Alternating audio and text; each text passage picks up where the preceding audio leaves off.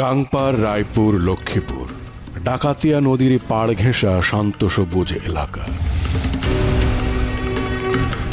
25শে June সকালে একই পরিবারের 4 জন সদস্য খুন হন তাদের ভাড়া বাসার ভেতরে। আমার পাশের মহিলারা ডাকাডাকি করতেছে, আমার যে জুয়েল ভাই একটু তাড়াতাড়ি আসেন, সিফাতদের বাসায় রক্ত। যাকে এই হত্যাকাণ্ডের জন্য দায়ী করা হচ্ছে, একসময় তিনি থেকেছেন একই ভবনে। ভিকটিমরা চিনতেন তার মুখ, যা তারা জানতেন না তা হলো তার আসল পরিচয়। পুলিশ বলছে কে এই কাজ করেছে তা তারা নিশ্চিত। যা তারা এখনো ব্যাখ্যা করতে পারেনি তা হলো কেন।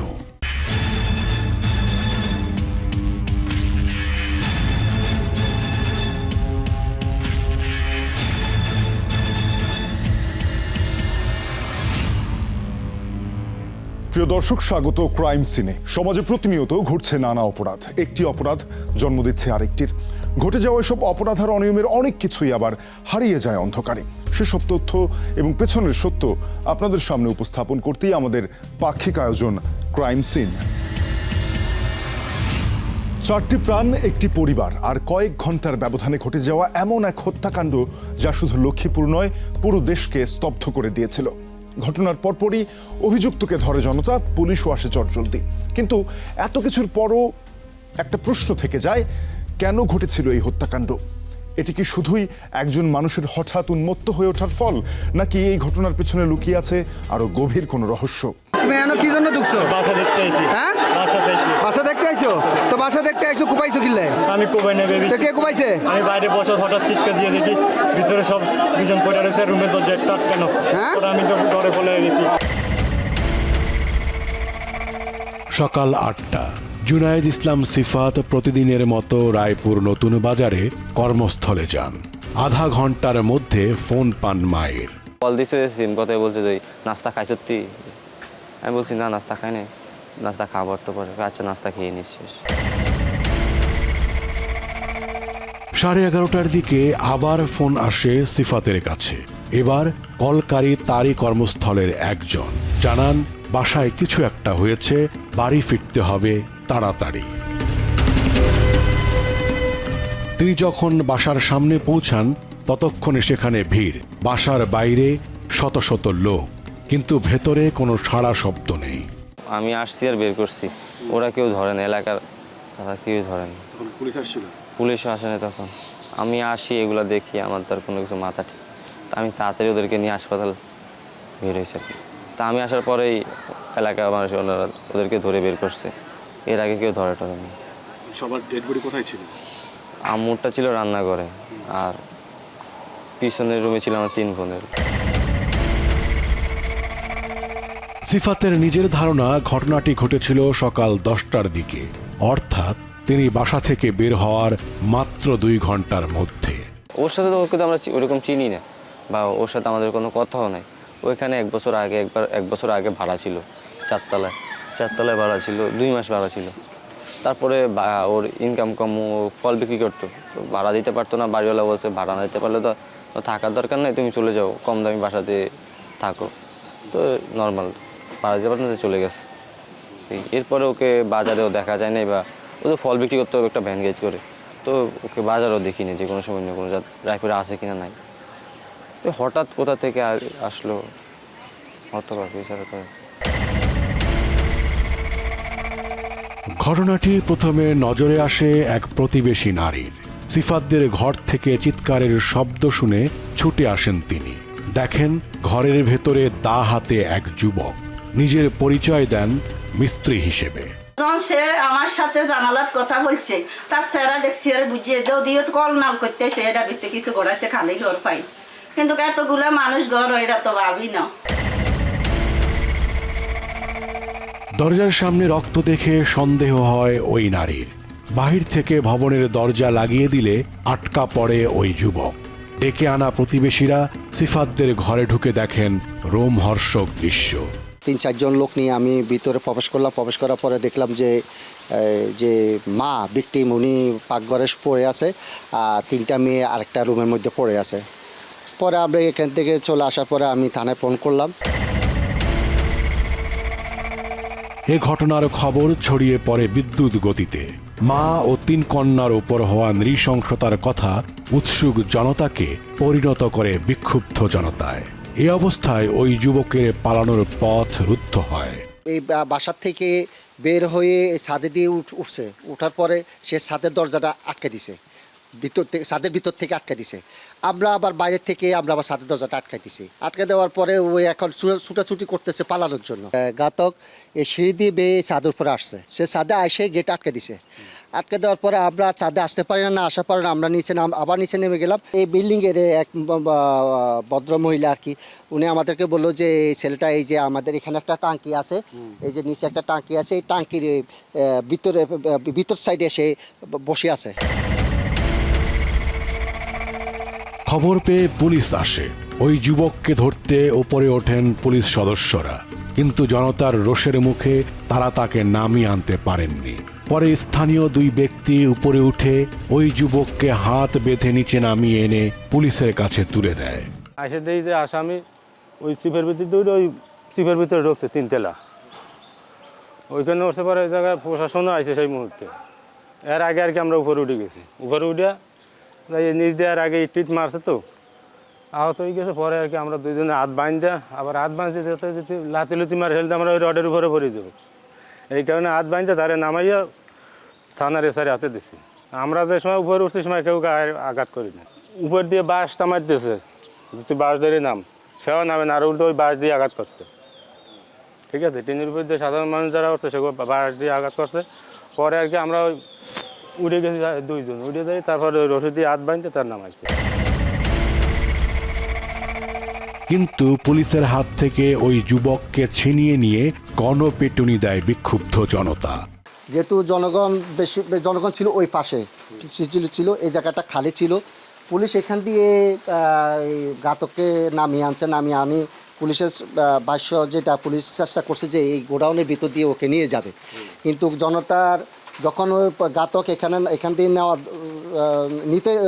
নিতে গিয়েছিল, তখনই জনতার দোনো পাশ থেকে আক্রমণ করে এই ঘটনাস্থল এখানে ওকে পিটে আহত করছে। পুলিশ বলছে আন্তরিক চেষ্টা সত্ত্বেও অভিযুক্তকে গণপিটুনির হাত থেকে রক্ষা করা যায়নি। এত বেশি পরিমাণ মানুষ ছিল, আমাদের পুলিশ আসলে তখন সম্ভব ছিল না। অন দ্য স্পটের মধ্যে প্রচুর পরিমাণে ইট পাটকেল যখন চড়া হচ্ছিল, আমাদের ওসি তখন প্রায় 5-7 জন পুলিশ তখন আহত হয়ে যায়। এরপর 400-500 মানুষের সাথে আসলে আমাদের পুলিশ তখন তাকে সেভ করতে পারেন। সিফাতের মা এবং বোনকে মৃত অবস্থায় পাওয়া যায়। আহত অবস্থায় উদ্ধার করা বাকি 2 জনকে হাসপাতালে পাঠানো হয়। তাদের একজন রায়পুর হাসপাতালে মারা যান। ঢাকায় নেয়ার পথে চাঁদপুরে পৌঁছানোর আগেই মৃত্যু হয় আরেকজনের। 2 জন কিন্তু ওখানে স্পটে মারা গিয়েছিল এবং 2টা মেয়েকে আমরা হাসপাতালে পাঠিয়েছিলাম। হাসপাতালে হচ্ছে ঢাকা যখন রেফার করে যাওয়ার পথে কিন্তু তারা মারা গিয়েছে। লক্ষ্মীপুর সদর হাসপাতালে গঠিত হয় 3 সদস্যের ময়না তদন্ত কমিটি। প্রতিবেদনে নিহত 4 জনের শরীরে একাধিক আঘাতের চিহ্নের কথা উল্লেখ করা হয়। 4 জনেরই আসলে শরীরে বিভিন্ন ধারালো অস্ত্রের আঘাতের চিহ্ন ছিল। তো প্রত্যেকেরই প্রায় মাথায়, গলায়, পেটে এবং হাতে আঘাতের চিহ্ন ছিল। জরুরি বিভাগের চিকিৎসক ডাক্তার শামীম মোহাম্মদ আফজাল জানান, ময়নাতদন্তে বেঁচে থাকার শেষ চেষ্টার আলামত পাওয়া গেছে, অর্থাৎ ভুক্তভোগীরা আত্মরক্ষার চেষ্টা করেছিলেন। যাদেরকে মারা হয়েছিল তারা প্রতিরোধের চেষ্টা করেছিল এবং প্রতিরোধের কারণে তাদের হাতে ধারালো অস্ত্রের আঘাত ছিল। একজনের হাতের 2-3টা আঙ্গুল এগুলা কাটা ছিল। আবাসিক চিকিৎসক ডাক্তার অরূপ পাল জানান, মুমূর্ষ অবস্থায় অভিযুক্তকেও হাসপাতালে আনা হয়েছিল। ওর গ্যাসপিং হইতেছিল, গ্যাসপিং মানে যায় অবস্থা, এরকম করতেছিল। মাথায় ব্যান্ডেজ ছিল, ওইখান থেকে ব্যান্ডেজ করে পাঠায়, স্ট্রেচারে ছিল। তো অন্তর মজুমদার যখন আনে তখন আমরা সাথে সাথে ওরা ফ্লুইড দিয়ে দিই, 2 হাতে 2টা ফ্লুইড দিয়ে আমরা রুগীরে, এইখানে তো ধরো আইসিইউ নাই, রুগীরে সেভ করার মতো কিছু নাই, আমরা তাড়াতাড়ি পুলিশে বলি যে তাড়াতাড়ি রুগীরে আপনারা ঢাকায় অথবা নোয়াখালীতে আইসিইউ একটা জায়গায় নিয়ে যান। তখন ওইখানকার যিনি সাব ইন্সপেক্টর আসিল, যিনি নিয়ে আসছে আর কি, ওনারা তো মানে নিতেছে ধরো এই 10 মিনিট, সর্বোচ্চ 10 থেকে 15 মিনিট হবে না, ওনারা স্ট্রেচারে করে রুগীরে অ্যাম্বুলেন্স ঠিক করে রুগীরে উঠাবে বাই দিস টাইম ওইখানে এই রুগী মারা গেছে। পুলিশ বলছে লোকের ভিড়ের কারণে অন্তরকে উন্নত চিকিৎসার জন্য ঢাকায় নেওয়া যায়নি।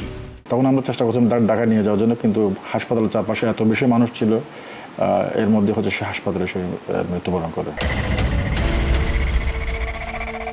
পুলিশ আরও বলছে সিফাতের আহত 2 বোনের অবস্থা এতটাই মুমূর্ষ ছিল তাদের কাছ থেকে মৃত্যু পূর্ববর্তী জবানবন্দি নেওয়া সম্ভব হয়নি। তাদের মুখটা ছিল এবং হচ্ছে এত বেশি ছিল তারা কোনো কথা বলতে পারেনি। আমরা কথা বলার চেষ্টা করেছি, বাট হচ্ছে এই পরিস্থিতি ছিল না, আসলে তাদের বক্তব্য নেওয়ার মতো কোনো পরিস্থিতি ছিল না, একটা ডাইন ডিক্লারেশন নেব সে পরিস্থিতি আসলে ছিল না। উদ্ধারকারী এক ব্যক্তির বক্তব্য ও ক্রাইম সিনের হাতে আসা একটি ভিডিও থেকে জানা যাচ্ছে ওই যুবক নিজেকে নির্দোষ দাবি করেছেন। যখন হচ্ছে নিচতলা থেকে দোতলা দিয়ে যখন বের হয়ে যাওয়ার চেষ্টা করে টিনের উপরে, তখন আমাদের পুলিশ সদস্যকে তাকে কিন্তু আমরা ধরেছিলাম, তাকে নিচে নামিয়ে আনার চেষ্টা করছিলাম। তখন যুক্ত কটা হয়েছে, তখন সে শুধু বারবার বলছিল আমি কিছু করিনি। মারছে কেটা? তুই মারছিস? কয় না আমি মারিনি। ঠিক আছে, তা মারছে কেটা? তো আমি জানি না। পুলিশের কাছে অন্তর তিনি কেন সিফাতদের বিল্ডিংয়ে গিয়েছিলেন তাও জানিয়েছিলেন। যখন তারে ধরি তখন সে কিন্তু আমি বাসা ভাড়া নিতে এসেছিলাম।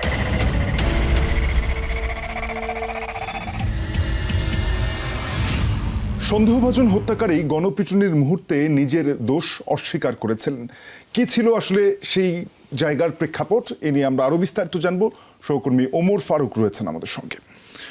ওমর, আপনাকে স্বাগত জানাই। এই ঘটনাটি সারা দেশে সাড়া ফেলেছিল এবং লক্ষ্মীপুরের যারা স্থানীয় মানুষ রয়েছেন সবাই খুব আকস্মিক একটি ঘটনার মুখোমুখি হওয়ার পরে তারাও নানা রকম প্রতিক্রিয়া জানিয়েছেন। তবে উপস্থিত যারা ব্যক্তিরা ছিলেন, যারা যে সন্দেহভাজন হত্যাকারীকে সেখানে গণপিটুনি দেয়, তারা এত ক্ষিপ্ত হয়ে গেল কিভাবে, এবং ওই ব্যক্তি যে হত্যাকারী সেটি তিনি তো অস্বীকার করেছেন, তারপরেও আসলে সেখানে কোনো ধরনের নিয়ন্ত্রণ প্রতিষ্ঠা করা যায়নি আইন শৃঙ্খলা বাহিনীর উপস্থিতি সত্ত্বেও। এটার পেছনে আসলে যেটি কাজ করেছে সেটি হচ্ছে যে প্রত্যক্ষদর্শী বা এলাকাবাসী যখন হচ্ছে ওই ফ্ল্যাটটিতে ঢোকে, সিফাতদের ফ্ল্যাটটিতে ঢোকে, তখন তারা তাৎক্ষণিকই দেখতে পান যে 2 জন মারা গেছেন এবং 2 জন হচ্ছে আপনার মুমূর্ষভাবে এবং নৃশংসভাবে আহত। তো এটা দেখেই আসলে যেহেতু 2 জন মারা গেছে এবং 2 জন আহত এবং সবাই হচ্ছে রক্তাক্ত, যারা মারা গেছে তারাও খুবই রক্তাক্ত এবং যারা আহত তারাও আসলে রক্তাক্ত।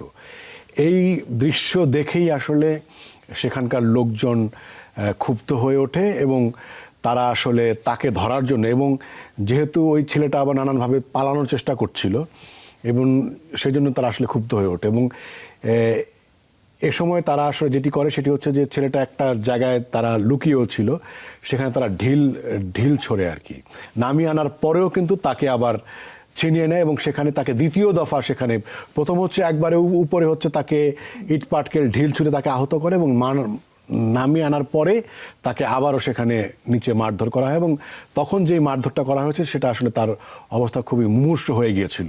এই কারণে যখন হাসপাতালে নিয়ে যাওয়া হয় এই অভিযুক্তকে বাঁচিয়ে রাখার জন্য এবং উন্নত চিকিৎসা দেওয়ার জন্য তারা তাকে ঢাকায় পাঠানোর চেষ্টা করছিলেন এবং এই হাসপাতালের বাইরে বিক্ষুব্ধ জনতার প্রতিরোধের কারণে তারা আসলে সেটাতে সক্ষম হন এবং এক পর্যায়ে অভিযুক্ত সেখানে হাসপাতালেই মারা যান। অর্থাৎ সেখানে বিক্ষুব্ধ জনতাই বলা চলে যে এক ধরনের বিচার নিজেদের হাতে তুলে নিয়েছেন। আইন হাতে তুলে নেওয়াকে তো আসলে জাস্টিফাই করা যাবে না, কারণ হচ্ছে আজকে যে এই ঘটনা নিয়ে যত প্রশ্ন এবং ধোঁয়াশা, যেগুলো উত্তর এখনো পাওয়া যাচ্ছে না বা যাবে কিনা সেগুলো জানা যেত। হ্যাঁ, এবং সেইটা আসলে এই মানে বিচার চাইছেন আপনি, কিন্তু 4 জনকে একজন মারলো এবং একজনের পক্ষে সম্ভব কিনা, অনেক প্রশ্নই আসলে এই ব্যক্তিকে মেরে ফেলার কারণে আসলে এখনো পাওয়া যাচ্ছে না। তো আমার প্রশ্ন ছিল যে তাদেরকে যখন আক্রমণ করা হয় তখন তারা কি কিছু খেয়ে কি অচেতন ছিলেন? যেহেতু একজনের কথা জানা যাচ্ছে এবং 4 জন হচ্ছে আহত, একজনের মাধ্যমে আসলে 4 জন এভাবে আক্রান্ত এবং নিহত হতে পারেন কি না এই প্রশ্ন থেকে আমার জানার ইচ্ছা ছিল যে মানে মানে তারা কি আসলে জেগেছিলেন নাকি ঘুমন্ত ছিলেন বা অচেতন ছিলেন, সেই কারণে প্রশ্নটা করা ছিল যে মানে তারা প্রতিরোধ করেছেন এরকম কোনো আলামত ছিল পাওয়া গিয়েছে কিনা। একজন ময়নাতদন্তকারী চিকিৎসক তিনি 2 জনের ময়না তদন্ত করেছেন। তিনি যেটি জানিয়েছেন যে তিনি যেই 2 জনের ময়নাতদন্ত করেছেন তাদের হাতে আঘাত পেয়েছেন এরকম বা আঙুল কাটা পেয়েছেন, তার মানে হচ্ছে যে ওনারা তারা বাঁচার আত্মরক্ষার বা চেষ্টা করছিল। আত্মরক্ষার চেষ্টা করছে। ওমর, এই সূত্র ধরে আবারও ফিরবো আপনার কাছে। 4 জনকে হারানোর শোকের মধ্যেও একটি প্রশ্ন বারবার ফিরে আসে, এই পরিবারের সঙ্গে অভিযুক্তের সম্পর্কটা আসলে কি? একজন ফল বিক্রেতা কিভাবে হয়ে উঠলেন এই ঘটনার কেন্দ্রীয় চরিত্র? কেন তিনি নিজের পরিচয় বদলেছিলেন? আর তার অতীত সম্পর্কে তদন্তকারীরা কি জানতে পেরেছেন জানবো বিরতির পর।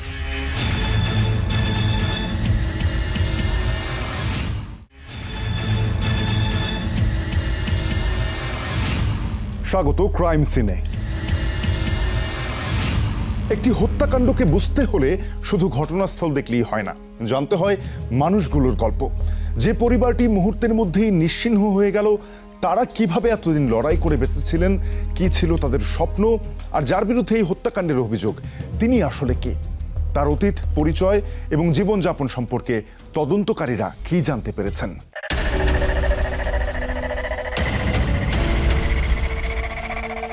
এই বাসাতেই থাকতেন সিফাত, তার মা আর 3 বোন। বাবা মোহাম্মদ কামাল সরকার সিলভারের হাড়ি পাতিল ফেরি করে বেচতেন। বছর কয়েক আগে রোজার মাসে বিদ্যুৎ স্পৃষ্ট হয়ে তার মৃত্যু হয়, তখন সিফাত পড়তেন 6ষ্ঠ শ্রেণীতে। 2019 সালে রোজার 23 রোজার সময় মারা গেছে বিদ্যুৎ স্পষ্টই কেরোয়া। কারেন্টের তার আগের দিনেতে ঝড় হয়েছিল, তো কারেন্টের লাইন পড়েছিল, তো ওই দিকে গেছে যাওয়ার সময় কারেন্টের তার সরা যাইতে সময় বিদ্যুৎ স্পৃষ্ট হয়ে মারা গেছে। এরপর থেকে সিফাতদের পরিবার চলছিল আত্মীয় স্বজন ও প্রতিবেশীদের সহযোগিতায়। এমনকি স্কুলের শিক্ষকরা বেতন না নিয়ে নানাভাবে সহযোগিতা করতেন। আমাদের স্কুলে খরচ ওইরকম লাগতো না, প্রাইভেট যা পড়তাম সব স্যারেরা স্যাক্রিফাইস করতো, ওইরকম টাকা পয়সা লাগে। উল্টা বই খাতা লাগলে স্যারেরা এই মাঝে মধ্যে দিত, কলম, বই খাতা। ওদের নম্বর 1 এবং এই পর্যন্ত মৃত্যুর আগ পর্যন্ত তারা সবসময় ফার্স্ট ক্লাস ছিল। এই কারণে ওরা সবার সিম্পিতি পাইতো।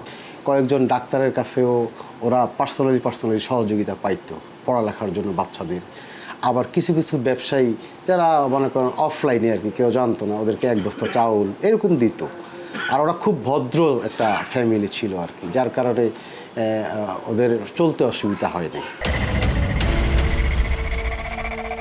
সিফাতদের পরিবারের এই শুভাকাঙ্ক্ষী জানান, বাবার সততা আর সন্তানদের মেধার কারণে এলাকার মানুষ পাশে দাঁড়িয়েছিল এই পরিবারের। নিঃস্ব একটা পরিবার যে ডাক্তার হতে পারে বা ইঞ্জিনিয়ার হতে পারে, ভালো কিছু হতে পারে, এটা সম্ভব। আমাদের এটা আত্মতৃপ্তি থেকে অনেকে করছে। সিফাতের বড় বোন সাইমা আক্তার এসএসসি পরীক্ষায় উপজেলায় প্রথম হয়েছিলেন। ঢাকার আদমজী ক্যান্টনমেন্ট কলেজ থেকে ইন্টারমিডিয়েট পাশ করেন তিনি। ডাক্তার হওয়ার ইচ্ছায় 2 বার মেডিকেলে ভর্তি পরীক্ষাও দিয়েছিলেন সাইমা। আমার বোনদের মতন বোন হয় না, ওরা মনে করেন একদম সাদা সিধা, ওদের বাড়তি কোনো ইয়া নেই। স্কুলে যাবে, স্কুলে ক্লাস করবে, চলে আসবে, বাসায় পড়াশোনা করবে, আম্মুর কাজে হেল্প করবে, শেষ। এর বাইরে ওদের কোনো কোথাও যাবে বা কার সাথে ঘুরতে যাবে এরকম কিছুই নেই ওদের। ওর ফোনও চালায় না ওইরকম, বাসায় টিভি ছিল, টিভি চাইতো, শেষ। তুহিন চৌধুরী আরও জানান, অল্প বয়সে বিধবা হয়েও সন্তানদের ভবিষ্যতের কথা ভেবে আর বিয়ে করেননি সিফাতের মা। অনেকবার আমরা বলছি যে তোমার তো এখনো বয়স আছে, কয় না না আমি বাচ্চা করে নিয়ে বাঁচতে চাই, আর কিচ্ছু না। সাইমার স্বপ্ন ছিল ডাক্তার হওয়ার, বাকি 2 বোনের ইচ্ছা ছিল শিক্ষকতা করার। ওর ইচ্ছে ছিল মেডিকেলে পড়বে, ডাক্তার হবে, এই জন্য 2 বার মেডিকেলে পরীক্ষা দেওয়া হয়েছে, এরপরও হয়নি। তো এই বছর চিন্তা ভাবনা ছিল না ইয়ার উপরে ডেন্টাল দিবে আর কি, ডেন্টিস্ট। মূলত ডাক্তার হওয়ার ইচ্ছা ছিল। ছোট 2 বোনের ইচ্ছা ছিল শিক্ষকতা করার। সিফাত জানান, যিনি এই ঘটনা ঘটিয়েছেন তার সঙ্গে তাদের পরিবারের কোনো দ্বন্দ্ব ছিল না। ওর সাথে তো আমাদের কোনো যে ঘটনা ঘটাইছে ওর সাথে তো আমাদের কোনো দ্বন্দ্ব ছিল না বা কিছুই ছিল না। ও হঠাৎ আসলো, কেন করলো, এগুলো নিয়ে আমার কোনো ইয়া নেই যে ও কেন করছে। পুলিশের তথ্য অনুযায়ী অভিযুক্তের নাম অন্তর মজুমদার। তার বইটা সার্চ করে আমরা হচ্ছে তার মানিব্যাগের মধ্যে যে আইডি কার্ডটা পেয়েছি, আইডি কার্ডটার মধ্যে পেয়েছে যে অন্তর মিয়াজি। সব জায়গায় সব মিডিয়াতে যখন নিউজ হচ্ছে তখন না তার বাবা কিন্তু এটা কিন্তু ফাইন্ড আউট করছে এটা তাদের ছেলে, তার নাম হচ্ছে অন্তর মজুমদার। তখন আমরা জানতে পারি সে হচ্ছে হিন্দু এবং সে হচ্ছে মুসলিম ছদ্মবেশ ধারণ করে হচ্ছে সে ওই মেয়ে বিয়ে করে ওই বাসায় থাকতো। ভ্যানে করে ফল বিক্রি করতেন অন্তর। আমরা রাস্তাতে দেখি বিক্রি করে এরকম, যারা তারা বিক্রি করতে আছে। কি বিক্রি করতেছে? ড্রাগন ফল বিক্রি করতে আর কি, ড্রাগন ফলের সিজনে এরকম। 6 মাস আগে সিফাতদের ভবন থেকে অন্তরকে বের করে দেয়া হয়েছিল। ভবনটির দেখাশোনা করতেন সিফাতের মা, সেই সূত্রে তিনি অন্তরকে চিনতেন। তিনি হচ্ছে বাসার মালিক, তিনি থাকেন রামগঞ্জের দিকে। ওনার বাসার দেখাশোনা, বাড়িঘর, তারপর টাকা পয়সা নেওয়া, ভাড়া নেওয়া সবগুলো উনি দেখাশোনা করতেন। তো দেখাশোনার সুবাদে ওনার সাথে ওনার আগে থেকেই পরিচিত হয়েছে। যদিও অন্তর ধর্মান্তরিত হয়েছে এমন কোনো প্রমাণ পায়নি পুলিশ। এটা আমরা কনভার্টেড হওয়ার কোনো তথ্য আমরা পাইনি এবং সেটা আমরা আরও ফাইন্ড আউট করতে পারবো যে মহিলাকে সে বিয়ে করেছিল, এটার আমরা একটা তথ্য পেয়েছি। তবে অন্তরের মরদেহ নিতে চায়নি পরিবার। আমরা ফ্যামিলিকে ইনফর্ম করেছি তার লাশটা বুঝে নেওয়ার জন্য, কারণ তারা তাদের লাশটা নিয়ে দর্শক জানে তার একজন রিলেটিভ, তার খালাতো ভাই কিংবা ফুয়াতো ভাই টাইপের কেউ একজন এসে তার লাশটা হচ্ছে রিসিভ করে নিয়ে যায়। প্রকৃতপক্ষে অন্তরের বাড়ি নোয়াখালীর সুবর্ণচরে। একটি মতুয়া সম্প্রদায়ের পরিবারে তার জন্ম। বাবা সুজিত মজুমদার সড়ক দুর্ঘটনায় আহত হয়ে গত 1 যুগ ধরে শয্যাশায়ী। একসময় টুকরি বানিয়ে বিক্রি করতেন তিনি। এখন মানুষের কাছে হাত পাতা তার রোজগারের একমাত্র পথ। অন্তরের বড় বোন সাথী মজুমদার জন্ম থেকেই প্রতিবন্ধী, কথা বলতে পারেন না। এই গাইগিন করে আয় মাঠে কাজ করি মেয়ে গেলই কোনো রকম চলি খাই। বেগ বুঝে ভাই নাই যে বুঝে সন্ধ্যা হইলে কান্দে। সংসারের হাল ধরার কথা বলে বহু বছর আগে ঘর ছেড়েছিলেন অন্তর। এরপর দীর্ঘদিন পরিবারের সঙ্গে তার যোগাযোগ ছিল না। তারপরেও মায়ের মনে সুপ্ত আশা ছিল একসময় অসহায় বাবা আর বোনের জন্য ঘরে ফিরবে ছেলে। যদি কইতাম এটা বাবা আঙ্গরে টিয়া দিচ্ছে অল্প, দিমু মা দিমু কইয়ে শেষ। কোনদিন 10 টাকা আডানো বাড়িতে মা খাইবো, বাপে খাইবো, বোনে খাইবো। 10-12 বছর দুটো ছেলে কোনো বাড়িয়ে ঘরে আইয়ে না, কিছু জানিও না। কইলো মোবাইল করি কথা দুই আর ক, মন চাইলে ক, মন না চাইলে কয় না। অন্তরের মা জানান ঘটনার 15 দিন আগে ছেলের সঙ্গে তার শেষ কথা হয়। অনুষ্ঠানের সময় বাড়িতে চাই চলে গেছে না, কই যাবি? কই চিটাং যাম। এই জানি যে চিটাং রয়েছে, চিটাং বলি। এর একদিন মোবাইল করছে আর মাই চিটাং আছি, এই কথার শেষ। ছেলের বিয়ের খবর জানতো না পরিবার। 4 জনকে হত্যার অভিযোগ ছেলের বিরুদ্ধে, কিন্তু এর কোনো ব্যাখ্যা নেই তাদের কাছে। জানি না বিয়ে টিয়ে করছে যে কই বাড়িতে এসে যে একদিন চলে গেছে, বিয়ে করছে না কি করছে আমরা কোনোদিন বলে না। কেন করছে, কি কারণে করছে আমি এখন কিচ্ছু জানি না দাদা, কিচ্ছু জানি না। অন্তরের দাদা শুভেন্দু মজুমদার জানান নাতিকে বিয়ে করানোর কথা ভাবছিলেন তারা। আমার পরিবারে কইছে রে নাতিকে বিয়ে করাই দিলি, আমরা কোনদিন বাঁচেন না থাকেন, ওর মধ্যে কোনো বিশ্বাস তো নাই। তারপরে এই হয় দিন দেশে ছাই দিতে বিয়ে করা। এদিকে পুলিশ বলছে অন্তর মাদকাসক্ত ছিলেন। তার মাও কিন্তু আমাদের কাছে বলেছে সে কিন্তু হচ্ছে নেশাগ্রস্ত এবং বাড়িতে খুব বেশি পরিমাণ টাকা পয়সার জন্য চাপটাপ দিত বাসা থেকে, এবং অনেক সময় বাসা থেকে 10-15 দিন 20 দিন আসতো না। সিফাতের পরিবারের সঙ্গে ব্যবসায়িক বা ব্যক্তিগত কোনো সম্পর্ক ছিল কিনা তা খতিয়ে দেখছে পুলিশ। যেহেতু ফলের ব্যবসা করে মহিলা ওখানে থাকতেন, তাদের কোনো ব্যবসায় কোনো সম্পর্ক আছে কিনা, আর্থিক লেনদেন আছে কিনা, বিকাশে কোনো লেনদেন আছে কিনা, তারপরে হচ্ছে তাদের আমরা তথ্য প্রযুক্তির সহায়তা নিচ্ছি, তাদের মধ্যে কোনো যে কানেক্টিভিটি, কোন ধরনের কানেক্টিভিটি ছিল, কেন আবার আসলো, সে তো 6 মাস আগে ছিল না। যদিও সিফাতের পরিবার ও শুভাকাঙ্ক্ষীরা এই সম্ভাবনা উড়িয়ে দিয়েছেন। যাদের এক ফোঁটা জায়গা নাই, মানুষের কাছে ভিক্ষা করে যারা খায়, তারা মেয়েদেরকে ডাক্তার বানাবে, তাদের মেন্টালিটি ফেরিওয়ালা এবং ওই নেশাখোরের দিকে কুৎসিন কালেও যাবে না। আর ওই মহিলা এখানে খারাপ আচরণ করে, উপরে যে নেশা করতো, একে বাড়ির মালিকের কাছে পরিচয় দিচ্ছে যে এ খারাপ, এর বের করে দাও, তাকে বের করে দিচ্ছে। যদি সম্পর্কই থাকতো তাহলে তো বের করতো না। পুলিশ আরও জানায়, সিফাতদের বাসায় ঢোকার সময় সিসিটিভি ক্যামেরা এড়িয়ে একটি পথ বেছে নিয়েছিলেন অভিযুক্ত। আমরা যেটা পেলাম সে হচ্ছে রায়পুর মাছ বাজার দিয়ে হচ্ছে গলি দিয়ে ঢুকছে, যেদিক দিয়ে কোনো হচ্ছে সিসিটিভি ক্যামেরা, তাহলে সে নিশ্চয়ই আগে থেকে জানে এদিকে সিসি ক্যামেরা আছে কিংবা হচ্ছে লোকজন তাকে চিনতে পারে, সে ওভাবে এসেছে।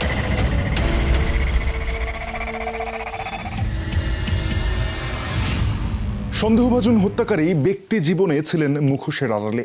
তার এই ছদ্মবেশের কি কারণ, ওই জায়গায় অবস্থানকালে কি পরিকল্পনা তিনি করেছিলেন, এ নিয়ে বিস্তারিত জানবো। যমুনা টেলিভিশনের বিশেষ প্রতিনিধি ওমর ফারুক রয়েছেন আমাদের সঙ্গে। ওমর, যেই বিষয়টা আমরা দেখলাম যে তার ব্যক্তি জীবনেও সে এক ধরনের আড়াল আবডালে থাকতো, নিজের পরিচয় আসলে প্রকাশ করেনি, নাম বদলেছিলেন। এই নাম বদলের আসলে উদ্দেশ্যটা কি এবং তিনি কি আসলেই ধর্মান্তরিত হয়েছিলেন কিনা সেটার উত্তর আসলে জানা যায়নি। এবং এটার উত্তর জানা যায়নি এই কারণে, সেটা হচ্ছে যে তিনি নাম বদলে একজনকে বিয়ে করেছিলেন এবং তিনি সম্ভবত মুসলিম, এবং তার সাথে তার আবার ছাড়াছাড়িও হয়ে গিয়েছে। ছাড়াছাড়ি হয়ে যাওয়ার পরে ওই ভদ্রমহিলার আবার আরেক জায়গায় বিয়েও হয়ে গিয়েছে। বিয়ে হওয়ার পরে তিনি আবার 7 মাসের অন্তঃসত্ত্বা। এখন এই ঘটনাটা খুবই আলোচিত এবং খুবই স্পর্শকাতর। আবার যেই ভদ্রমহিলা, তিনি কিন্তু আবার এই যে অন্তর মজুমদার, তার সাথে, তার জীবনের সাথে, এই ঘটনার সাথে কোনোভাবেই সম্পৃক্ত না। তাহলে তাকে জিজ্ঞাসাবাদ করা, ওই পরিবারের কাছে গেলে তার জীবন আবার হচ্ছে, তার যে নতুন জীবন, নতুন সংসার, সেখানে একটা সমস্যা তৈরি হতে পারে। সেই কারণে আসলে আবার তিনি আবার অন্তঃসত্ত্বা, সব মিলিয়ে তাকে আসলে ওইভাবে জিজ্ঞাসাবাদ করা যায়নি, বা হচ্ছে এই রিপোর্ট করার সময় আমরাও আসলে চাইনি তার চেহারা কোনোভাবে গণমাধ্যমে আসুক, এবং পুলিশও এই বিষয়টিকে স্পর্শকাতর ভেবে তাকে আসলে ওইভাবেই তার কাছ থেকে তথ্য নেওয়ার চেষ্টা করেছেন। তবে যদি এটিও নিশ্চিত হওয়া যায় যে ওই নারীর সাথে বিবাহের আগেই তিনি তার নাম পরিচয় করেছিলেন বা ধর্মান্তরিত হয়েছিলেন, সেটি যদি ধরে নেওয়া হয়, তারপরও কিছু প্রশ্ন থেকে যায়। ওই এলাকার যে সকল ধর্মান্তরিত হয়েছেন এইটা কিন্তু কেউ বলছে না, এটা কোনো প্রমাণ পাওয়া যায় নাই। এবং যেটা বলা হচ্ছে যে যেই এনআইডির কথা বলা হচ্ছে, জাতীয় পরিচয়পত্র, ওটা পুরাটাই ভুয়া। তিনি নিজের নাম বদলেছেন, তিনি ছিলেন অন্তর মজুমদার, নাম রেখেছেন অন্তর মিয়াজি, বাবার নাম পাল্টে ফেলেছেন, মায়ের নাম পাল্টে ফেলেছেন এবং ঠিকানাও পাল্টে ফেলেছেন। সেটি যদি ওই বিয়ের স্বার্থে হয়ে থাকে তাহলে ওই বিয়ের পরে আর এই পরিচয়ের প্রয়োজন ছিল না। আরও একটা বিষয় থাকে যে ওই এলাকায় যে সকল সিসিটিভি ক্যামেরা ছিল সেগুলো তিনি শনাক্ত করে রেখেছিলেন এবং তিনি ওই পথ ব্যবহার করতেন না। যেখানে যেখানে সিসি ক্যামেরা আছে ওই রাস্তাটা অ্যাভয়েড করে অন্য একটা রাস্তা দিয়ে পেছন দিয়ে ঘুরে এসেছে। সেই কারণে পুলিশের সন্দেহ যে এইটা আকস্মিক কোনো ঘটনা না, এটা সে পরিকল্পিতভাবেই এখানে সে এসেছে। দেখেন, একটা পরিবার যার হচ্ছে বাবা নাই, তারা স্বপ্ন দেখছে যে তার মেয়ে হচ্ছে ডাক্তার হবে, 2 মেয়ে প্রতিষ্ঠিত হবে, ছেলেকে বিদেশে পাঠাবে। মানে তাদের রুচি এবং দেখার দৃষ্টিভঙ্গি কিন্তু আলাদা, অন্য জায়গায়। তারা অন্তর মজুমদারের কাছে মতো একটা ছেলের সাথে তারা সম্পর্কে জড়াবে বা হচ্ছে এরকম জড়াবে, এটা সম্পূর্ণভাবে তারা এই যুক্তিতে এড়িয়ে দিচ্ছেন। এছাড়াও মানুষের স্বভাব চরিত্র থেকে তো বোঝা যায় সেটা হচ্ছে যে এই মেয়েগুলো বা 4টা সন্তানই, ছোট ছেলে সিফাত সহ প্রত্যেকেই এত মেধাবী এবং একটা শান্তশিষ্ট যে তারা কখনো এরকম কারোর সাথে এই ধরনের সম্পর্কে জড়াবে বা এই ধরনের কিছু করবে, সেইটা আসলে কেউ ভাবতেও পারে না এবং কেউ আসলে এটা বিশ্বাসও করে না। এই সূত্র ধরে আবারও ফিরবো আপনার কাছে ওমর। একদিকে একটি স্বপ্নবাজ পরিবার, অন্যদিকে এমন একজন মানুষ যার অতীত প্রশ্নে ঘেরা। এদিকে ঘটনার কয়েক সপ্তাহ আগে এমন কিছু ঘটেছিল যা নতুন করে ভাবাচ্ছে স্বজনদের। এই সব কিছু শুধুই কাকতালীয় নাকি তদন্তের জন্য গুরুত্বপূর্ণ কোনো সূত্র, জানবো একটা বিরতির পর।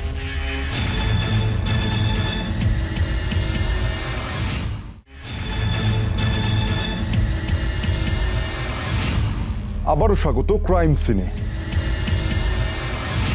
একটি হত্যাকাণ্ডের তদন্তে সবচেয়ে কঠিন প্রশ্নটি অনেক সময় কে নয় কেন। পুলিশ বলছে এই ঘটনা কে ঘটিয়েছে সে বিষয়ে তাদের কোনো সন্দেহ নেই, কিন্তু উদ্দেশ্য কি ছিল তা তারা এখনো বের করতে পারেনি।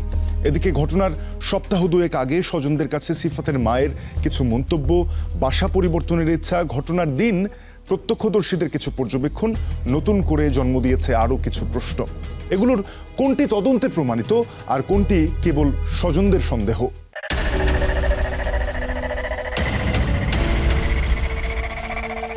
ঘটনার 23 দিন আগে শ্বশুরবাড়ি গিয়েছিলেন সিফাতের মা। স্বামীর তৈরি করা ঘর মেরামত করতে বলেছিলেন শাশুড়িকে। বলেছিলেন রায়পুরে আর থাকা যাচ্ছে না। আইসা পড়তে হইব, আমার পেছনে শত্রু লেগে গেছে। তখন আমার আম্মুর কাছে এরকম ভাঙ্গা কোনো কিছু বলে না যে এমুকে শত্রু লাগছে। যদিও এর আগে হোমনায় এসে থাকার জন্য বলা হলেও সিফাতের মা তাতে রাজি হননি। আমরা অনেক রিকোয়েস্ট করছি যে আমার ভাই ভাতি যদি বড় হয়েছে আপনার দেশের বাড়িতে আইসা পড়েন, আপনি যখন আইসা পড়বেন আপনার জায়গা আমি সুন্দর মতো ছাইরা দিব, ছাইরা দেওয়ার পরে আপনার গোসলখানা পায়খানা সব কিছু আপনি দিয়া আপনি এখানে এসে থাকেন, যতটুকু সম্ভব আমরাও হেল্প করব। পরে ভাবি কয় না রে ভাই, ওখানে আমার মানুষে অনেক হেল্প করে, আর বাড়িতে আসমু তোর বড় ভাতিজি যখন নাকি লেখাপড়া শেষ করে চাকরি নেব তখন আসবো। সেবার হোমনায় এসে ঘনিষ্ঠ আত্মীয় হোসনে আরার কাছে কিছু বলতে চেয়েছিলেন সিফাতের মা। কিরে তোর মুখ এরকম মনি লই লইছে, কয় আপা শরীরের বেশি একটা ভালো না, তো আপনি বসে লেছেন, আপনার সাথে আমার কিছু কথা ছিল। তো বোন আমি বলছি যে আমার তো বাসুর মারা গেছে, আমি একটু পরে কথা বলবো, তুই অন্য সময় আইস। তার আগে বাড়িওয়ালার ছেলে তাকে বিরক্ত করছে বলেও জানিয়েছিলেন সিফাতের মা। একটু বলছিল যে ভারিওয়ালার একটা ছেলে আছে, উনি কিছু ডিস্টার্ব করে। ও যেই ছেলে মারছে ওই ছেলে পারিবারিক বিষয় বলে নাই, কিন্তু কিছু যে বাড়িওয়ালা তাইলে একদিন অবজেকশন করছে গিয়া বাড়িওয়ালার কাছে বলছে, তখন বাড়িওয়ালা বলে বলছে মানে অনেক কিছুই বলার পরে বলে বাড়িওয়ালা আর ভাড়া করে দিছে, আর এরকম হবে না, এটা বললো আর কি।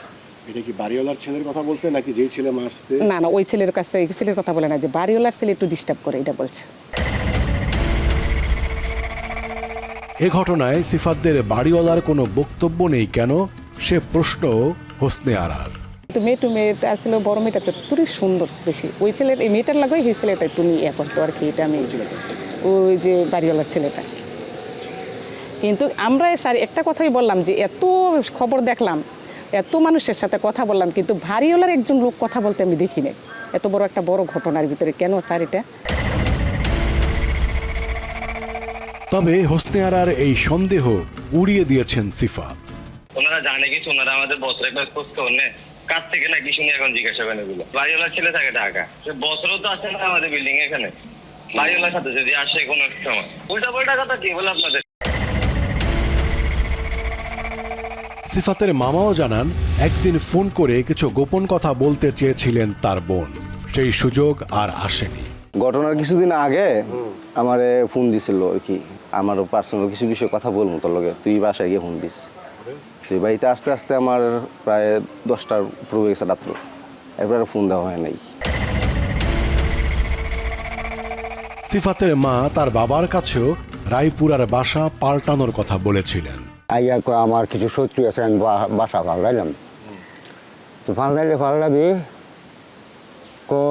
মাঝারো মাইয়াটার পরীক্ষাটা শেষ হইলে পরীক্ষা দেওয়া শেষ করতেছে না, মাইয়া রেখে।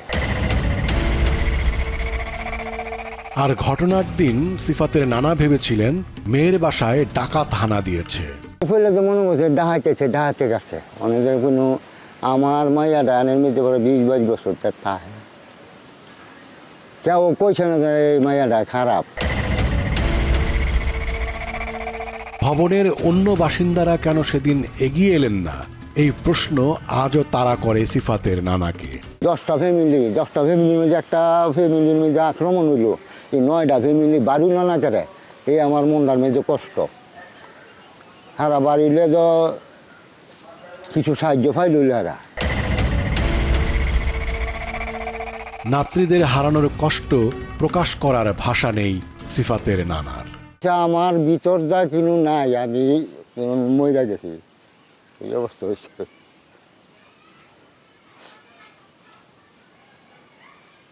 আমার নাতিগুলি কি ফুটপিটটা আছে, কত আদর করছে, কত আমার ইয়া করছে। নাতির দিলে আবরা এত সরট আছে। সিফাতের নানি মনে করেন ভালো থাকাটাই যেন কাল হয়ে দাঁড়িয়েছিল তার স্বামীহারা মেয়ের জন্য। আশেপাশের মানুষ কইতেছে আমার জামাই তুই ওই আমরা ইঁদুর পাত্তা দিচ্ছি না, আর তাই কেমনে করতে খায়, করতে কেড়ে, তো এইখানে তাই কিন্তু পালবেলা খাইতেছে, ফিরতেছে, মানুষ সাহায্য সাথে করতেছে, ভাই হলো দিচ্ছে। তো এইটা মিনি ওই আমার মাইয়ার লোকের শত্রু হিসেবে। অন্তর যে এই ঘটনা ঘটিয়েছে এ নিয়ে শতভাগ নিশ্চিত পুলিশ। জানা নেই কেন এই নৃশংসতা, তার উত্তর। সে যে এই ঘটনাটা ঘটেছে এই ব্যাপারে আমরা 100% কনফার্ম, বাট হচ্ছে ঘটনাটা কেন ঘটলো আমরা সেটার মূলে যেতে চাচ্ছি। তবে প্রত্যক্ষদর্শী জুয়েল পাটোয়ারি মনে করেন একজনের পক্ষে 4 জনকে এভাবে হত্যা করা সম্ভব নয়। আমাদের মনে হইতেছে যেহেতু 4-4টা লোক মার্ডার হয়েছে এখানে, একটা লোকের দ্বারা আমার মনে হয় সম্ভব না।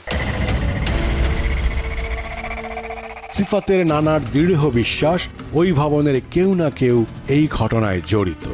এখন মনে হয় হ্যাঁ লোকে এই বাসার লোকগুলি, বিল্ডিংয়ের লোকগুলি জড়িত আছে। কেন মনে হয়? কেন মনে হয় রোজ দিনের 11টা বাজে তাগরে কোবায়, তারা শিক্ষা পড়া করে, এই বিল্ডিংয়ের মানুষটি এগরে সাহায্য করলো না। কি মনে হয় হারাবারে আছে লগে? তো আমার অনুমানটা যে বাসার এই বিল্ডিংয়ের লোকটিও লগে আছে জড়িত, নাইলে হ্যাঁ কোবাই কেমবে, একজনে কোবাক, 4 জনে কোবাক।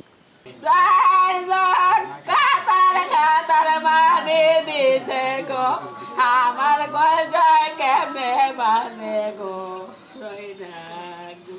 কাতার কাতার যাই জোরে বাজে দিছে গো, আমার গজাটা ঘুরে লাগাইয়া দিয়া গেছে গো। মেঘনা পাড়ের এই কবরস্থানে কালাম সরকারের মৃত্যুর পরও প্রতিবেশী আর শিক্ষকদের সহযোগিতায় স্বপ্ন দেখা তার পরিবারের 4 জন চিরনিদ্রায় শায়িত। জীবনের সব চ্যালেঞ্জ যারা উপেক্ষা করেছিলেন, যারা ছিলেন স্বপ্নের সমান বড়, তারা একজন ফল বিক্রেতার ভয়ে রায়পুর ছাড়তে চেয়েছিলেন, এমন কথা মানতে নারাজ পরিবার। এটাও মানতে নারাজ যে শুধু একজন ব্যক্তি 4 জনকে হত্যা করেছে।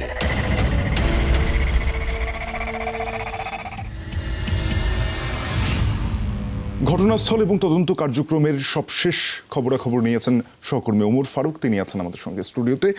ওমর, একটি জায়গায় এসে আমরা জানতে পারি সিফাতের মা এই ঘটনার বেশ কিছুদিন আগেই তার বাবার বাড়ি এবং শ্বশুর বাড়ি গিয়ে জানিয়েছিলেন তিনি এই বাসাটি পরিবর্তন করতে চাচ্ছেন, তার পিছনে শত্রু লেগেছে। এই শত্রু আসলে কে? তারা এমন একটি পরিবার যাদের 4টি সন্তান, সবাই পড়াশোনার পিছনে মনোযোগ, এবং তিনিও একেবারেই সাবলীল জীবনযাপন করছিলেন। কোথা থেকে আসলে শত্রু এলো এবং এই শত্রু সম্পর্কে আত্মীয় স্বজনদেরকে আর কোনো কিছু তিনি জানিয়েছিলেন কিনা? আসলে পুরো লক্ষ্মীপুর এবং রায়পুরবাসীর কাছে পুরো পরিবার, বিশেষ করে সিফাতের মায়ের অনেক কৃতজ্ঞতা এবং মুগ্ধতা ছিল। তার স্বামী এবং সিফাতের বাবা, এই সন্তানদের বাবা মারা যাওয়ার পরে এই রায়পুরবাসী কিন্তু নানানভাবে টাকা পয়সা তুলে পুরো পুরো ফ্যামিলিটা যেন বাচ্চারা পড়াশোনা করতে পারে এগুলো আসলে দেখতে। এবং তার পেছনেও একটি কারণ ছিল হচ্ছে যে এই যে সিফাতের বাবা, তিনি একজন ফেরিওয়ালা ছিলেন, মানে সিলভারের হাড়ি পাতিল ফেরি করে বেচতেন, কিন্তু তিনি এলাকায় খুবই পরহেজগার একজন ব্যক্তি ছিলেন। এলাকার যে মসজিদ, সেই মসজিদের যে আমরা যাকে বলি যে খাদেম, অর্থাৎ ধোয়া মোছা এগুলোর কাজ করতেন। মানে এলাকায় খুবই একজন ভালো মানুষ হিসেবে, সজ্জন ব্যক্তি ছিলেন, সজ্জন ব্যক্তি হিসেবে পরিচিত ছিলেন। সব মিলিয়ে কিন্তু এই পুরো পরিবারটা এই রায়পুরবাসীর কাছে অনেক বেশি কৃতজ্ঞ ছিল। যখন সিফাতের বাবা মারা যায় তখন হচ্ছে বড় মেয়েটা হচ্ছে 3তে পড়ে। সেখান থেকে সে কিন্তু মেডিকেলে যাওয়ার মতো একটা জায়গায় চলে গিয়েছে। সে ঢাকায় এসে পড়াশোনাও করেছে। এত ইসের পরেও উনি ভাবছিলেন যে তিনি হোমনায় চলে আসবেন। মানে তিনি শত্রুতার এমন কিছু তিনি আঁচ করতে পারছিলেন। কিন্তু দুঃখজনক বিষয় হচ্ছে যে তিনি তার ছোট ভাইকে বলেছেন, তার যে ঘনিষ্ঠ আত্মীয় যেটি হচ্ছে যে তার শ্বশুরবাড়ি এলাকায় থাকে এক ভদ্রমহিলা, তাকেও বলেছেন। তারা না কোনো একটা কারণে দুর্ভাগ্যবশত তার সাথে কথাও হয় নাই, ফোনও হয় নাই, তারা আসলে জানতে পারেনি। তিনি আর বলেন নাই যে কে শত্রু, কিসের শত্রু, কেন শত্রু। তবে পুলিশ যেটি বলছেন যে তারা এখনো পর্যন্ত চেষ্টা করে যাচ্ছেন।